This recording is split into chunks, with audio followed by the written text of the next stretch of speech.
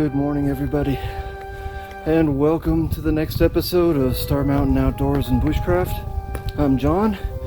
Today, I'm shooting a special episode. It's not an overnighter, it's just a day hike. I'm hiking up the Holy Ghost Trail, but I want to do a Halloween special, so today's topic for this day hike is going to be the Pecos Triangle. So stay tuned. I have some interesting stories for you.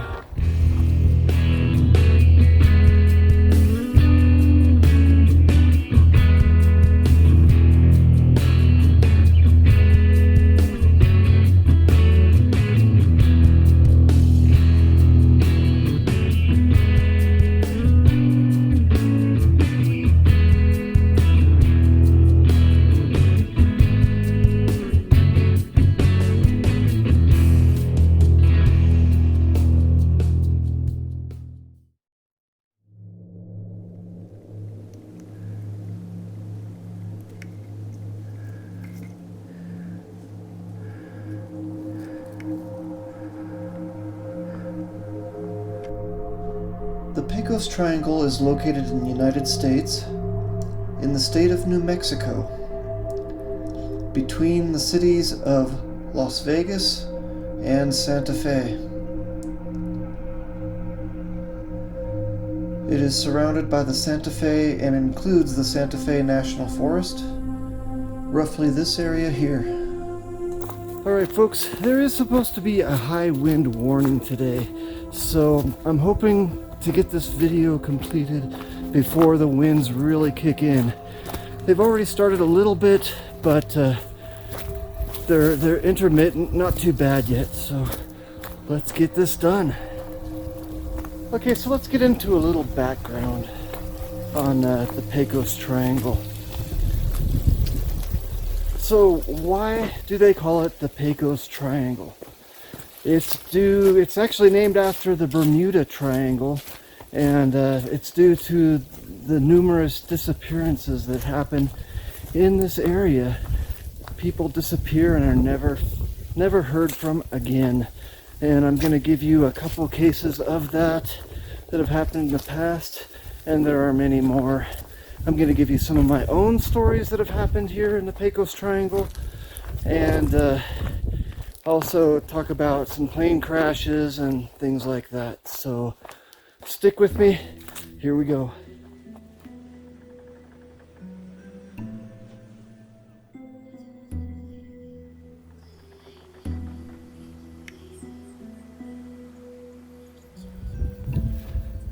Also, just driving out here, you drive through an old Civil War battlefield. As soon as you cross over the Glorieta Divide, I guess you can call it, Glorieta Pass, it's a different feel. There are abandoned houses, ancient historical houses in the national park, Pecos Historical National Park, that, man, there's gotta be ghosts around. If there's a such thing as ghosts, they are definitely around here. Let me talk about my own personal experiences of unusual things that have happened in the Pecos Triangle. The first thing I'd like to talk about is some people that got lost when I was hiking on this very trail last year. I did an overnighter in September, and a couple youngsters from Pecos didn't show up from their hike during the day, and their parents called search and rescue and came out and were looking for them. And I talked to the parents, and they in turn found an old camp that was abandoned, tents still up, food in the tents that was moldy. Who knows what happened to those people? And I found gear that was missing, sleeping bags. Just recently in my hike of the Skyline Trail, somebody left a sleeping bag out by Truchas Lakes. I found a sleeping bag, some other gear, a food bag left at at Stewart Lake, you know, why would people leave gear like that? I can understand if they just drop it, but you wouldn't leave your food unless something happened, you know? Very strange stuff. Also on the hike of the Skyline Trail at Elk Mountain, which is part of the Pecos Triangle legend, and we'll get into that later. But I found 3 $1 bills just laying next to the trail. Now maybe they just fell out of somebody's pocket when they were sitting next to the trail. There wasn't really a place to sit. It was just next to the trail. So who knows, why would you leave money on the trail? And you know, the number is odd. 3 $1 bills that were set out in a triangle. I'll let you be the judge of whether or not that's a coincidence or not.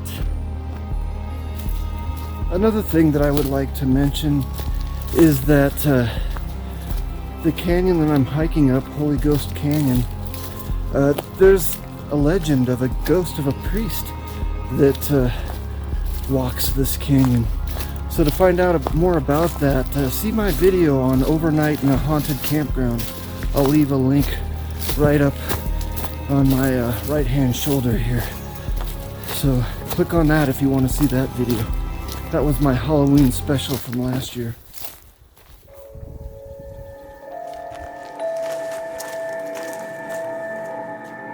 One last thing that I've experienced while hiking in the Pecos Wilderness is I found a plane crash.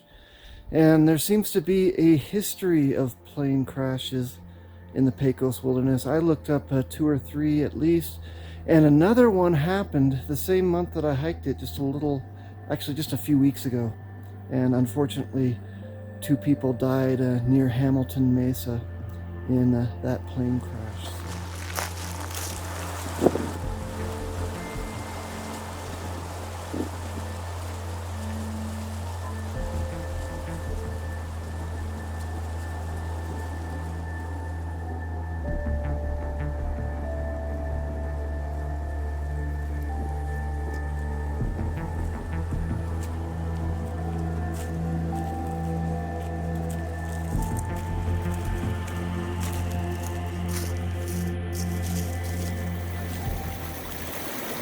Alright, the first mysterious disappearance that I would like to discuss is a 61-year-old gentleman that disappeared in September of 2009. I'm going to leave the names out of this because I even know one of the people involved. And I think the family of the individual that disappeared still lives in the area, so out of respect for them, I'm just going to keep the names out of it. You can look this information up online. Just Google Pecos Triangle for the websites where I got this information from. From what I understand, the way the story goes, and I got this from a couple different websites, is that 3 gentlemen took off on a hunting trip up Elk Mountain. And Elk Mountain is the trailhead from which I started my Skyline Trail adventure. I'll leave a link to that up on the screen, maybe right up here. But anyway, they camped up on Elk Mountain, parked their vehicle, set up camp, and then 2 of them decided to go off and explore a trail and see if they could find any elk on that trail, while the individual that disappeared decided to stay by camp and maybe set up a blind there where he could hunt from. I think it was about 4 hours or so, maybe 5 hours, that the 2 friends were gone, but when they got back to camp, the other individual had disappeared. His Jeep was still parked there at the campsite. They waited a couple hours, it got dark, they started yelling, they started honking their horns, shooting guns, whatever they could do to try to direct the individual back to their camp. But by morning, he had never showed up, so they ended up organizing a search party that within a couple days became one of the largest searches in New Mexico history. So search and rescue, police, airplanes, helicopters, you name it, searched dogs, and they caught his scent from camp to this open meadow where apparently his trail just stopped in the middle of a meadow.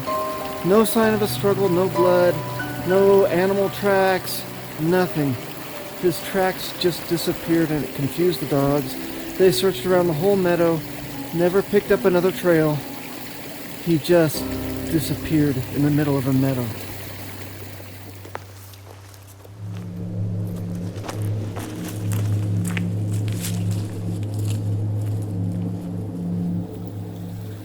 Now this guy was no slouch in the woods. He was an avid hunter, an experienced outdoors person.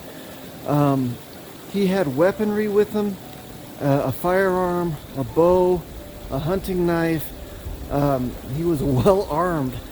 And to top it off, he was in excellent condition.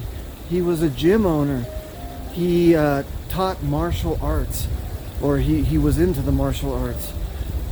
I know one of the people that was with him that I happen to know was a martial arts instructor as well. He taught my son. But yeah, to just disappear like that is unreal. I mean, he knew how to defend himself. Some of the theories that went around was that he walked through an interdimensional portal. Another one was he was abducted by aliens. Another one was that he was killed by locals or something. I kind of doubt that, actually, but I don't know what happened. Maybe he just walked out and just got lost, and maybe the dogs just lost his trail. I don't know. I'll let you be the judge of it. I'll let you do more research on the internet and see what theories you come up with, and let me know in the comments down below. How can a guy just disappear dead in his tracks? It was like he backtracked backwards on the same steps back to the campsite and left. And that was another theory, is that he just wanted to start a new life somewhere.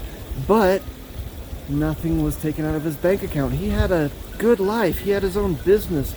He had a family. He lived in a great neighborhood. All the evidence was that he was extremely happy. He was a successful businessman, and he withdrew no money from his account. You know, if you were starting your own life, wouldn't you take some money with you? Who knows? But that's the Elk Mountain Disappearance.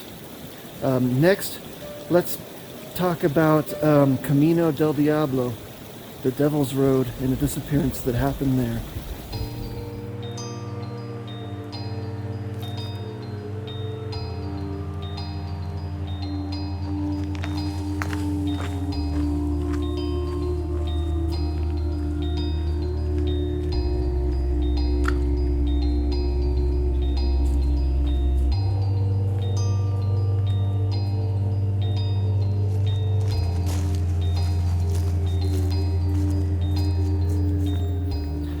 Her name was Emma Tresp.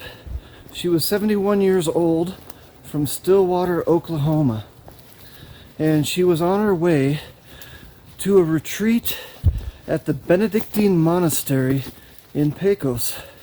And I drove by that on my way over here this morning. She had been there before. She had been to retreats there before. But she was last seen at a gas station in Santa Rosa, New Mexico. This happened August 31st, 1998. And here is where the mystery begins. She ended up on the Devil's Road. Nobody knows how or why she was driving up Camino del Diablo, but that's where her vehicle was found. The search party found footsteps of her walking around the vehicle over and over again, just right around the vehicle, nowhere else. And to give you a background on this road, it's not a passenger vehicle road, and she was in a passenger vehicle. You know, this is a high clearance, almost a four-wheel drive road. So why she was on that when it's actually past where she needed to turn off to go to the monastery. That's where the mystery begins.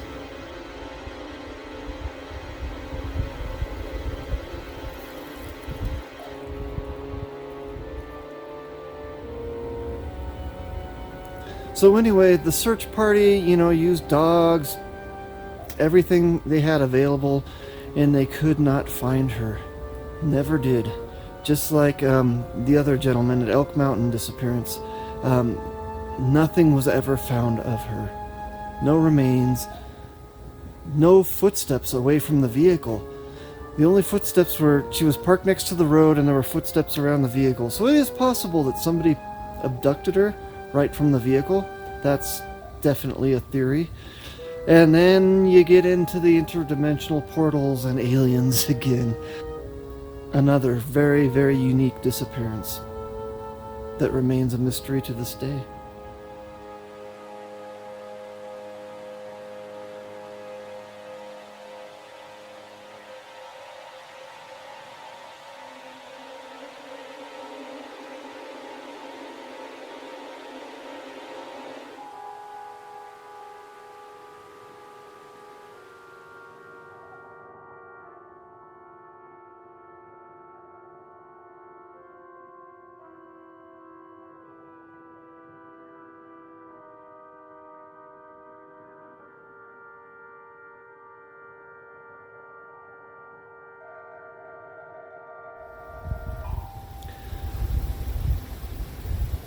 Okay, this area has a history of disappearances that goes way back before 400 years ago when the first Europeans arrived.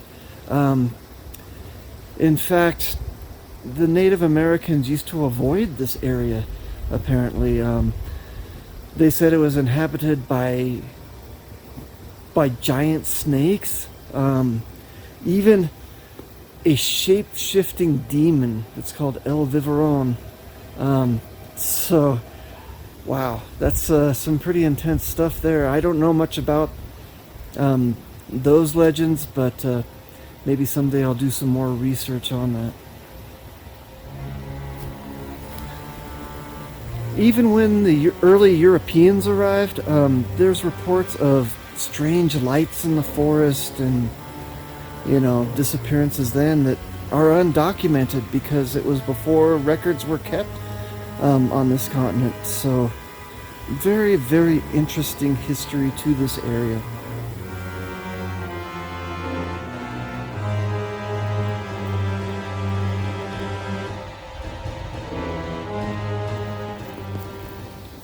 Alright, so the most recent disappearances, well, it wasn't really a disappearance, it was a fatal plane crash just a few miles away from here, near Hamilton Mesa. Two individuals, I believe they were from Colorado, took off in a small airplane from the Santa Fe airport and flew over the Pecos Wilderness, and they lost radio contact, and the plane went down by Hamilton Mesa.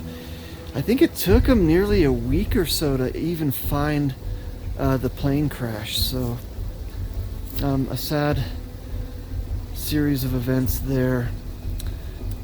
Also, just last month as well, a couple of hunters up near Taos, New Mexico, saw some aliens that they reported, and it was played on the news and newspapers and all over, so you can look that up as well. It was near a place called Pot Mountain. They saw what appeared to be a huge tent, which they think might be the mothership. And also they saw a couple of alien individuals that once they saw them just disappeared. So look that up as well. It'll be on like KOB News. You can look that up on the internet.